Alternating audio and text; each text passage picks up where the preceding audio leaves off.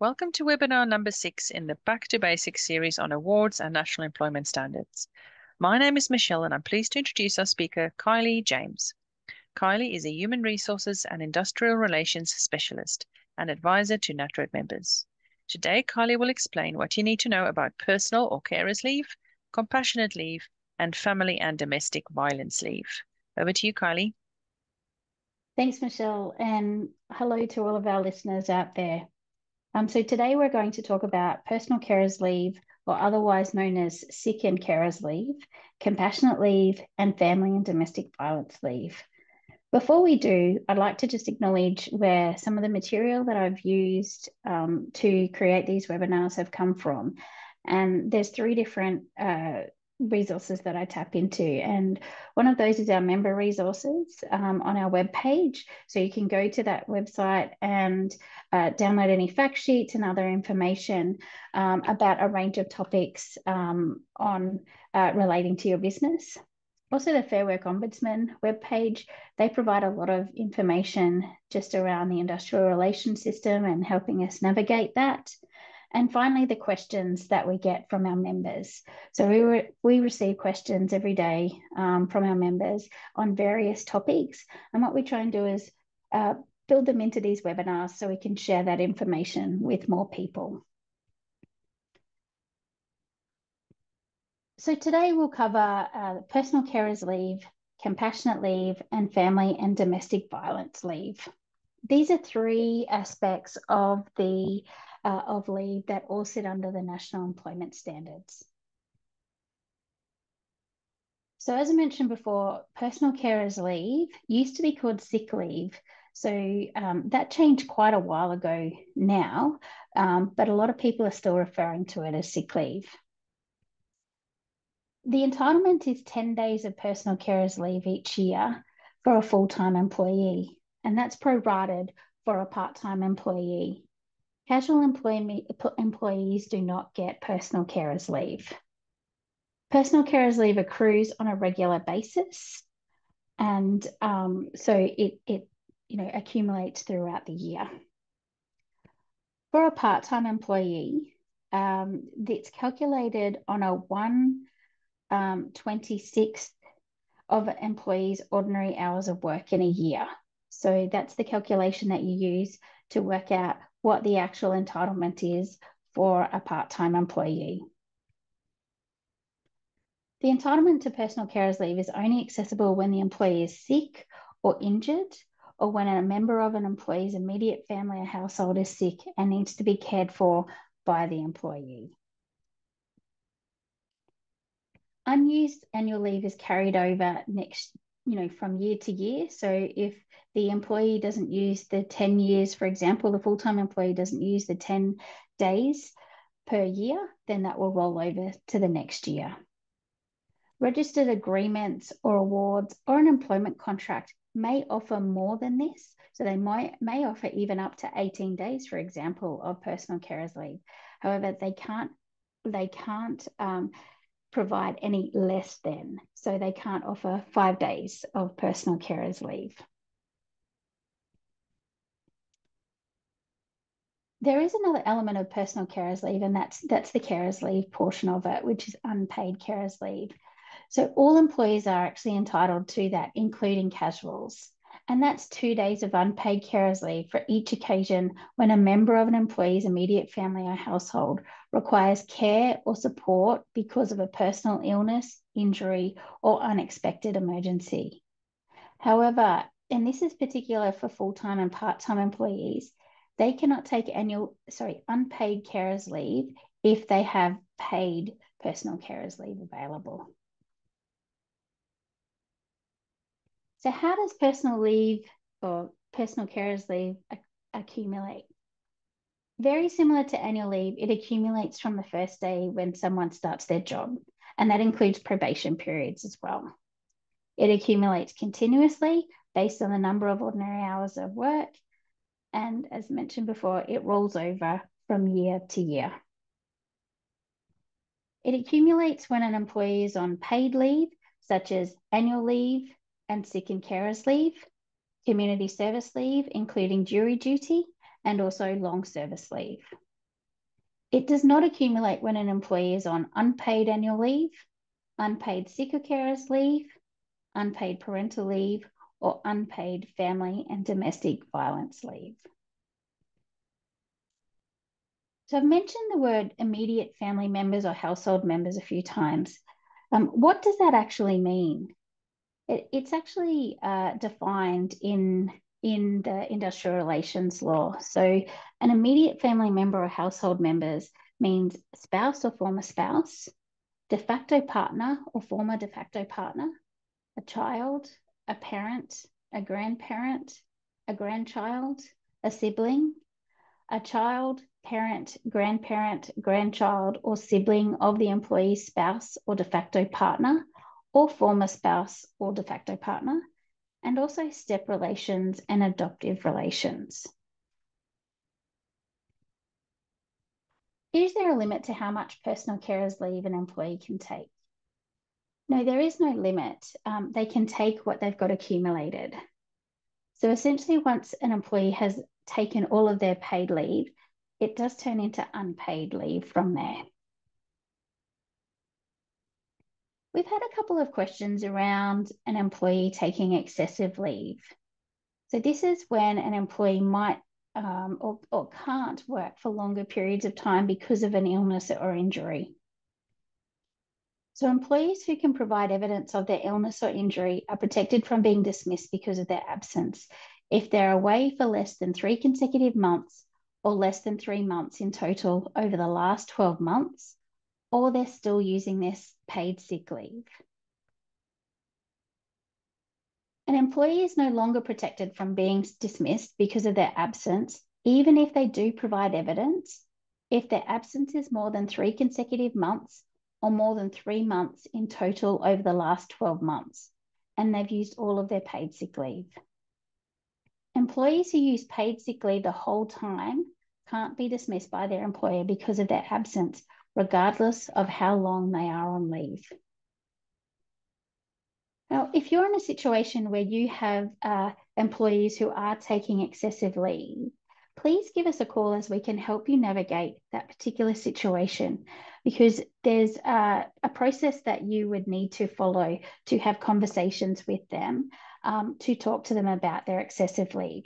So please give us a call, because these rules aren't always black and white and super clear, so we can help you navigate that situation as best as possible. So just continuing on with that excessive leave being taken by an employee, even after an employee has been absent for more than 3 months and they've used all of their paid personal carers leave, they may still be protected from dismissal for other reasons. So employers must still follow the appropriate rules for carrying out a dismissal. So employees can challenge the termination of employment. So they can make an unfair dismissal application, a general protections claim, an unlawful termination claim, or they could make a claim under a state or federal anti-discrimination law. So just again, if you're unsure what to do in this type of situation, please reach out to us as we can help you navigate this so that you are following the right rules in relation to employees taking excessive leave. The second element that we wanted to talk to you about today was compassionate leave. So full-time and part-time employees are entitled to 2 days paid compassionate leave on each occasion when an immediate family or a household member has a serious illness, serious injury, or dies. Casual employees have access to the same amount of compassionate leave, however, it's not paid. Compassionate leave does not come out of an employee's personal carers leave or annual leave. It's a completely separate entitlement, and it can be taken at any time when the employee needs to use it. So examples of when an employee may take compassionate leave is if a member of their immediate family or household dies or contracts or develops a life-threatening illness or injury, a baby in their immediate family or household is stillborn, they have a miscarriage, or their current spouse or de facto partner has a miscarriage.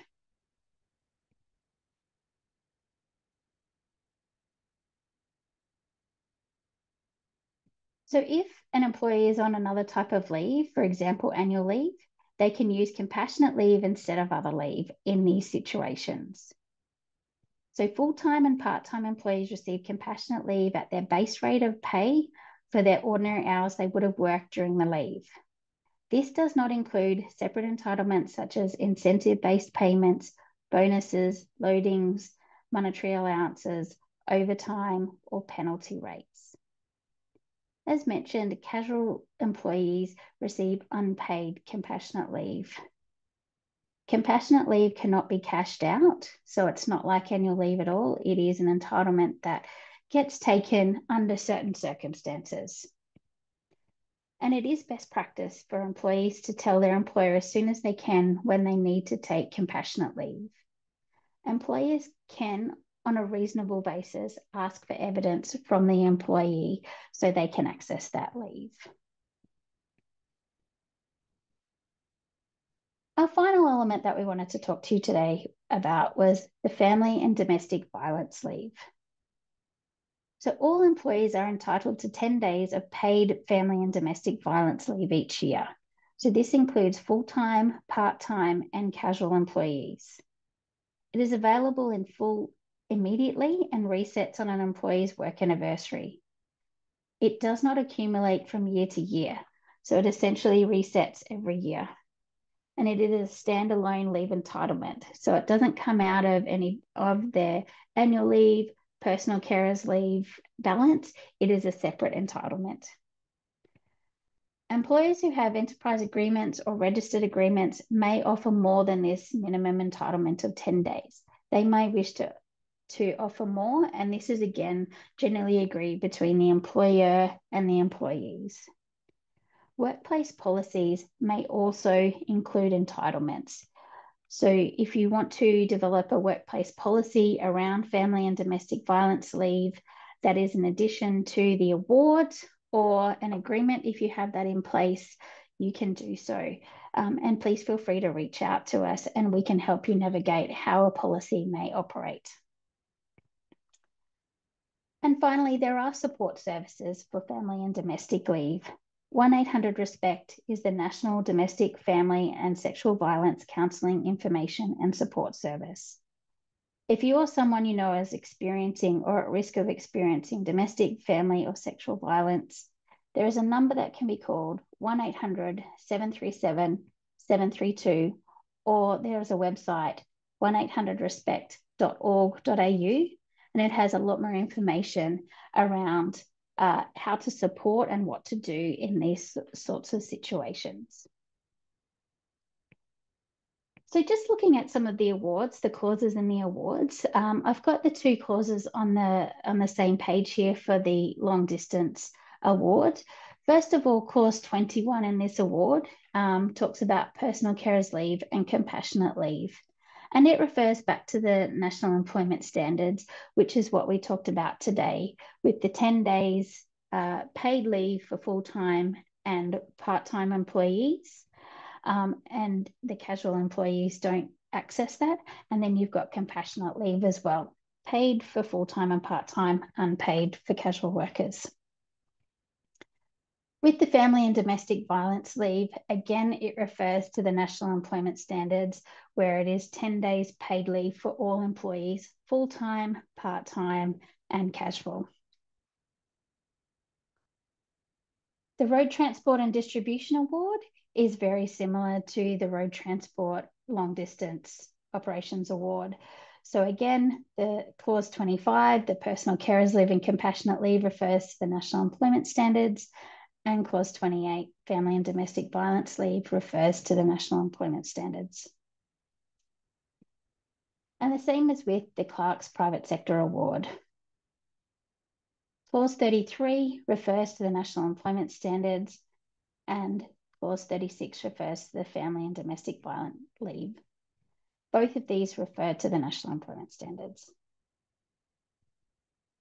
So in summary, full-time and part-time employees are entitled to personal carers leave, paid. Casual employees are entitled to unpaid carers leave. All employees are entitled to compassionate leave, and all employees are entitled to paid family and domestic violence leave. Thank you for listening today. That's the end of today's presentation. I'm going to hand back to Michelle now to finalise the webinar. Thank you, Kylie. And remember, if you're a NatRoad member, you can call for advice and support regarding award rates and national employment standards. Even if you're across the information and just want to double check that what you're doing is correct, you're welcome to call. Our number is 1-800-272-144, or you can email membership@natroad.com.au. Thank you to NTI for sponsoring this webinar.